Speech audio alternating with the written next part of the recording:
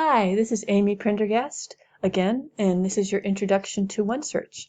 So we're back on the library webpage, and OneSearch is in the middle of the page, so we'll type in a term we want to search.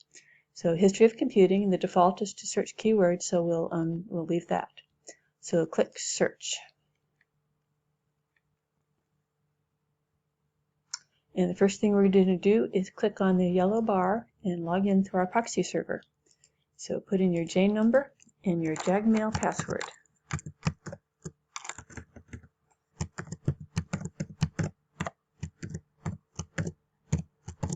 And click submit.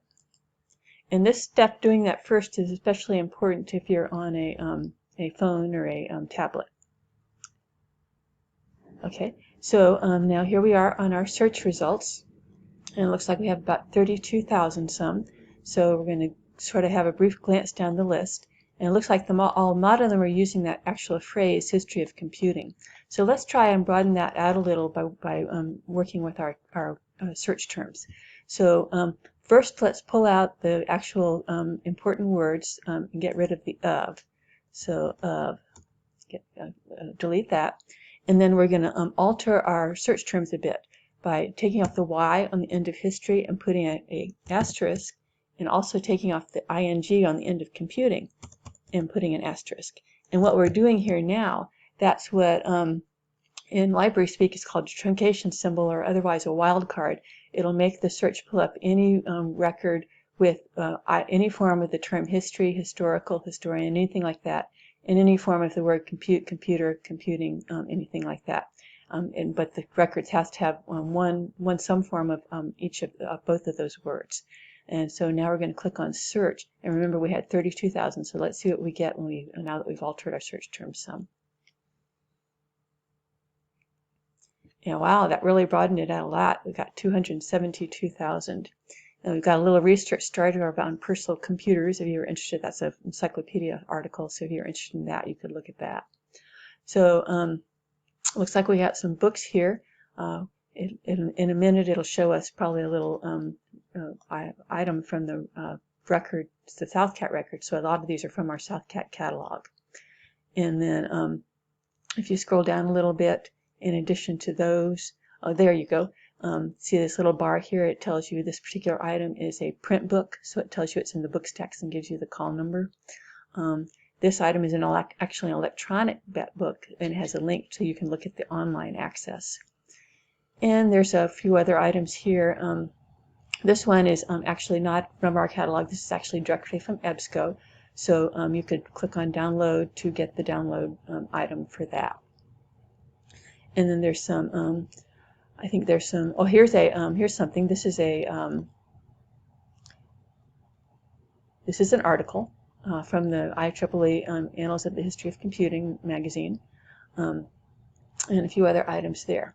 So this is, now we have quite a lot of articles, so we might think of a way to limit our items still further.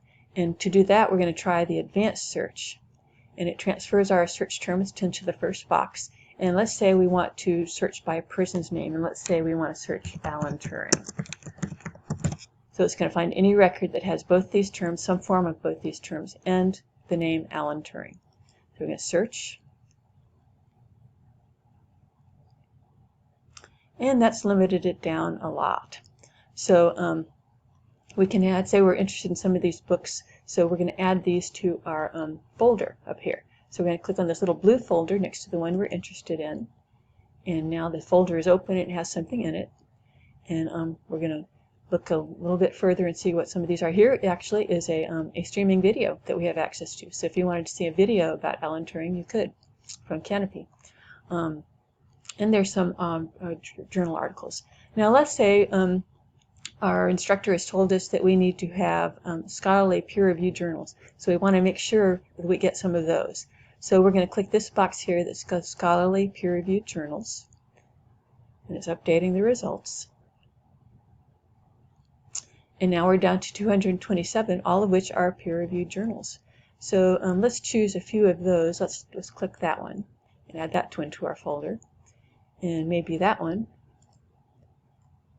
And let's see, let's try that one. Okay, so now we have a few things in our folder, so now we want to work with those results a little bit. So we're going to click on that folder,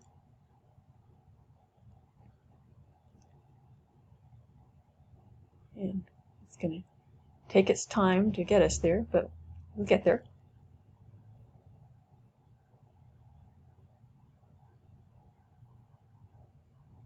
And I should just mention while we're waiting that this is a dynamic folder, meaning that as soon as you leave EBSCO or close your browser, everything in it will be gone.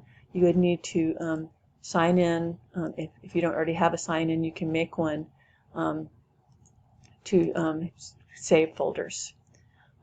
So there, see, I could sign in. If you don't have an account, you could create one, and then you could make durable folders, and you can actually have more than one folder. If you're working on several projects at once, you could put all your searches, your results for each project in a separate folder. Okay, so there's your 3 items, and wants you to select the ones you want. Well, we want all of these, so we're going to select all of them. And from here, you could print out your results, and it would just print the citations and the abstracts and so forth. You could email them for yourself if you're not on a machine where you can want to download the items to the machine, or you could save. And save has a nice feature. If you click there, you can search. You can save to a citation format. Now the default is the standard field format, and it'll show up looking pretty much like that search results page did. But you can choose what citation format you want it to use. And for example, APA. And then if you click Save, and it'll show you your results, your reference list with the items in correct APA format. And then it also will give you the permalinks. These are permanent links to the records, and you can save those, and then you could click on that, and you would go back to your EBSCO record with the full text links anytime you want to. And sometimes instructors will want to see those also. So, and it also will give you a little history of your search, so you can go back and look at what your search did. And then you can go back and back, and you're back at your search results, and you can search with those any way you want to. And that is in conclusion to our brief introduction to OneSearch.